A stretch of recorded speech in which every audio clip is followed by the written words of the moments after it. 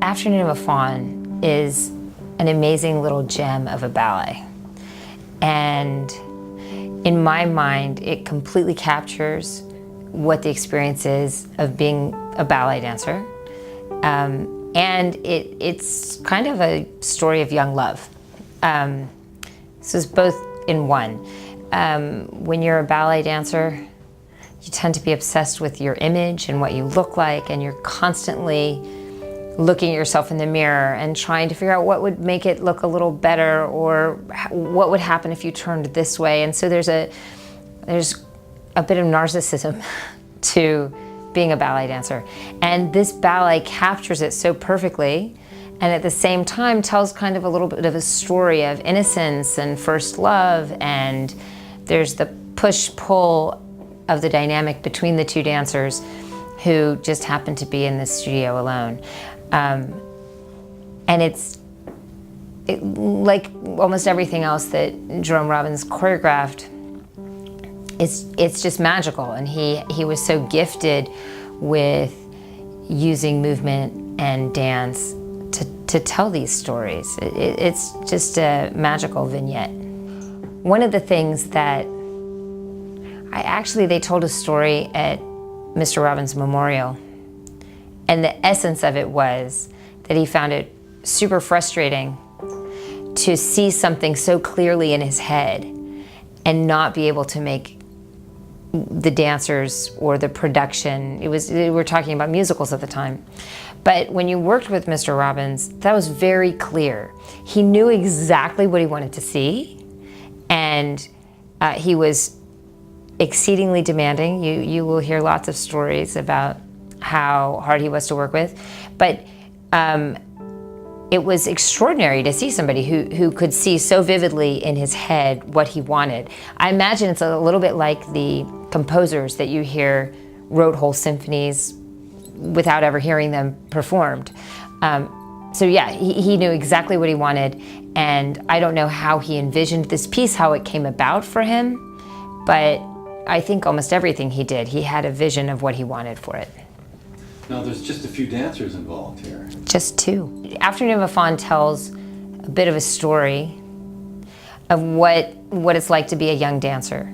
So you start out with a young boy or man, I guess you start out with a young man who has fallen asleep in the studio.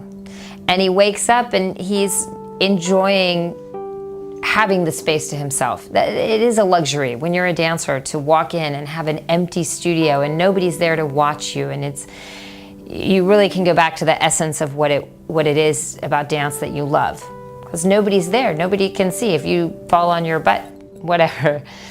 And as he's dancing, he sort of wakes up and he does a little bit of dance, and then he lies back down and sort of rests again.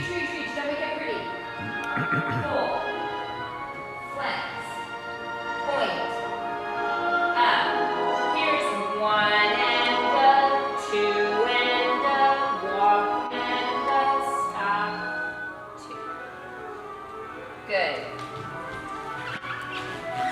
Big lunge, reach. Let's say it's a big lunge. I know it's not like a big lunge. I was confident on that. And go. Turn.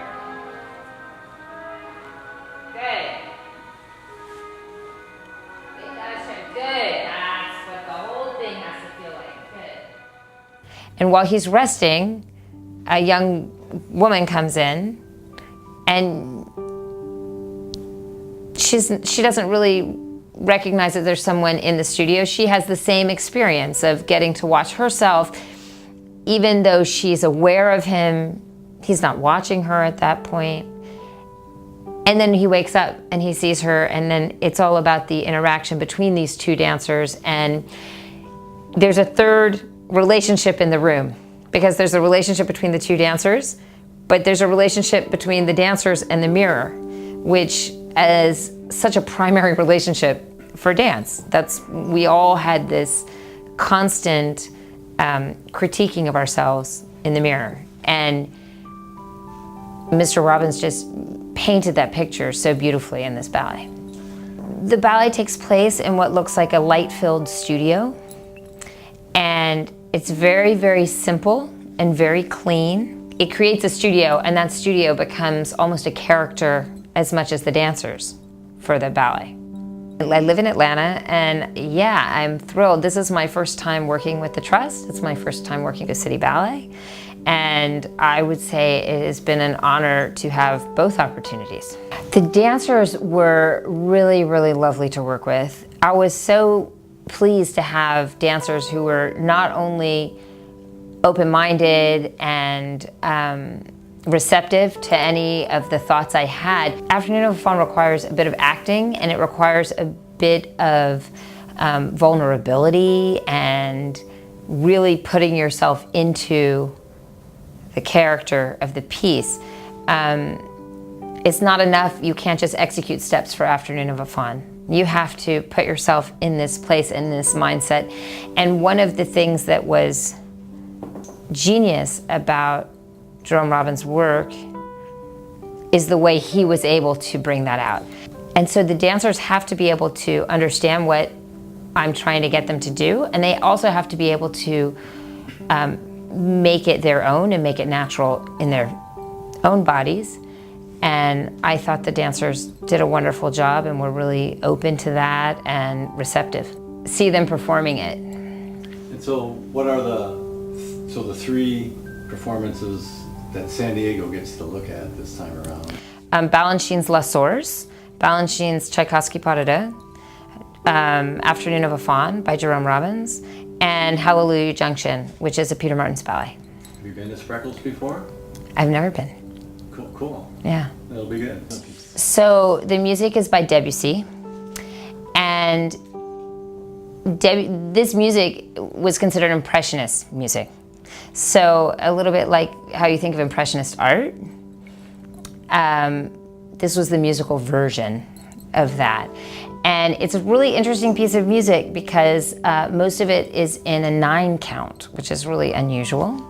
And the way the music moves through, the dancers are both responding to the count, but also very often to the melody. And it's almost a call and response with the body.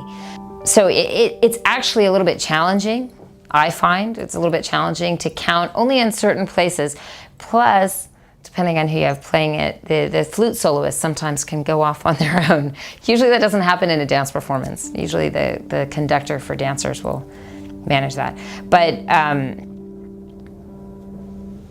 I can only tell you that the music is so suited for the story and for the ballet. And there's such simplicity and there's a quietness about both the ballet and the music, which maybe quiet is a funny way to describe a piece of music, but it's very serene and thoughtful.